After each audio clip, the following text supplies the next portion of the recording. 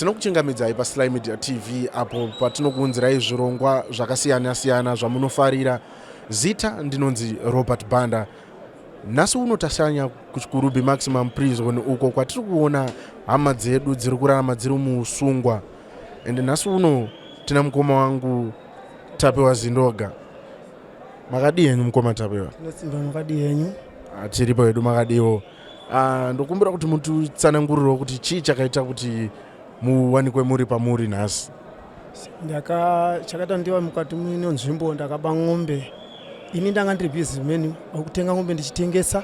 Saka ndakazosvika pandakachikora mutemo ukodzero ndoba ndanga uchiba ng'ombe ndichiurayisa ng'ombe dzandaiba dzimwe ndichichengetawo mukati medanga.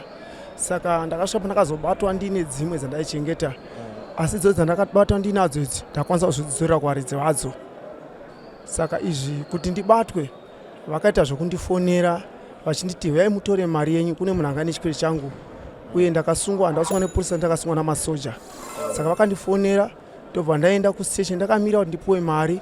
Ndopakasvika vakomana anga ari masoja matatu anga vakapakata zvombo zvavo. Ndobva vasvika vakangonditi vakadaro nguva dzadzi dza 11 o'clock dzeusiku. Saka ini ndaitorwa somunhu anoita violence. Saka vakati no mapurisa tikwanisa tinomutora munhu.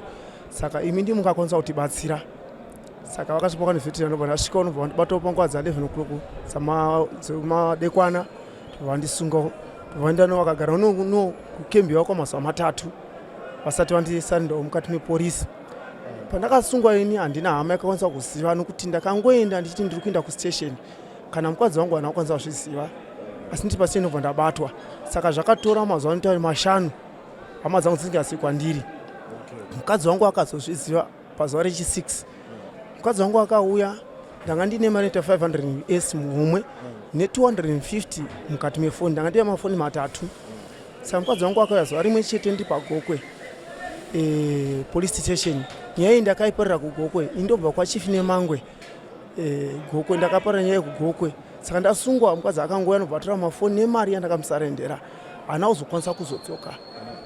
Chikonzero chekuti mukadzi uyu ndandine mwana umwe chete naye asi ndina vana vatanhatu 6.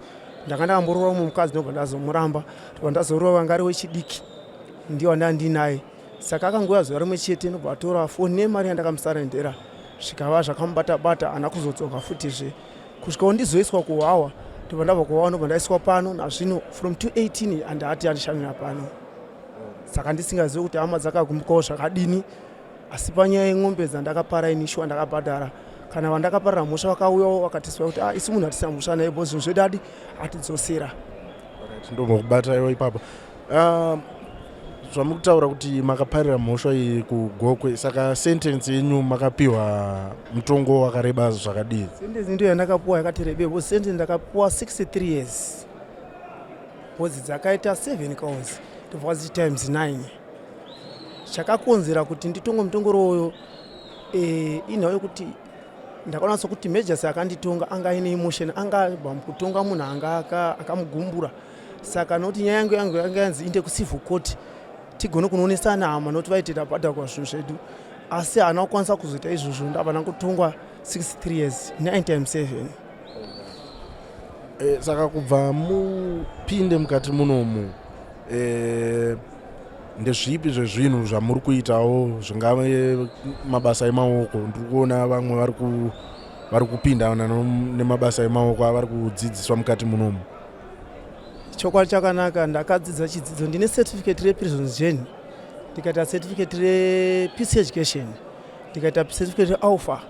Chandakanyanya kukoshesa papeace education yakandidzora kune zvakawanda nokuti inoreva kuva runyare uye nokugarika mukati menjere kuti usakanganisika mumafungiro namagara ndakaita muno mujere. Saka unofanira kuva peace in mind.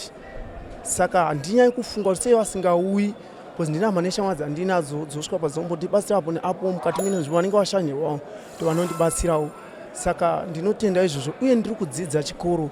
Ndiri kuda this year ndiri kutonyora geography nehistory. Patakatonyora history yekupera kwegore rakapera ndakakwanisa kutora mukombe pano pachikurubhi maximum nokuti ndava kuinzwisisawo. Saka ndinotendawo Mwari nokuti handanga ndisingazivi chinonzi history uye ndanga ndisingazivi chinonzi zeki kuti zeki yakamirirei. But izvo ndakukwanisa kutsanangura kuti zeki inoita mabasa akadai ndozvayakamira. Ndakazvionawo mukati mokudzidza. saka ndinotendawo avo vatikudzira kuti tidzidze nokuti ndanga ndasiyawo chikoro mushure munge baba vangu namai vangu vachinge vashayika. Saka ndinotendawo kuti ndiri kuenderawo mberi nezvimo ndiri ngati mene nzvimbo. Aiwa, tinotenda. Saka ndeapi mashoko amuinawo kuavo vari panze, hama dzenyu amungagone kuda kutaura? Zvimwe kuda tinogona kunge pane vari kuona izvezvi chirongwa chinochi. Mashoko andoda kukurudzira kuhama neshamwari dziri panze ndikurudzira kuti vaonewo education, vadzidzewo uye vanamate Mwari, kuti vasasvikawo mukati medambudziko randakapinda ini rokutadza kuteerera Jehovha Mwari kana kutadza kuteerera vabereki ndichisvika pandinoba. Saka ndiri kundoda kuvadzidza kuti ivo pavanenge vari, chirongwa chose chinodzidziswa chine zvokuita naMwari, ngavapindewo machiri chidzidzosvikopo chavanowadzora, uye nekuvadzidza kuti anombori Mwari ndiani, basa raMwari nderei mukati muupenyu hwomunhu, uye kuti vakwanisewo kuzvishandira mabasa avo vachirimawo mukati mevhu ravakawanawo rerusununguko, kuti vakwanise kurima vachiwanawo chikafu mukati mevhu vazvishandire, varege kuchiva zvinhu zvavanhu, nokuti ukachiva zvinhu zvavanhu ucharasikirwa nezvakawanda. Nokuti ezvo from now ndavana 6 years point ndiri mukati meno nzvimbo handi achandakwanisa kubuda, uye ndakarasikirwa futi nemarights angu, nokuti handakana rights andokwanisa kuita pano panezvo.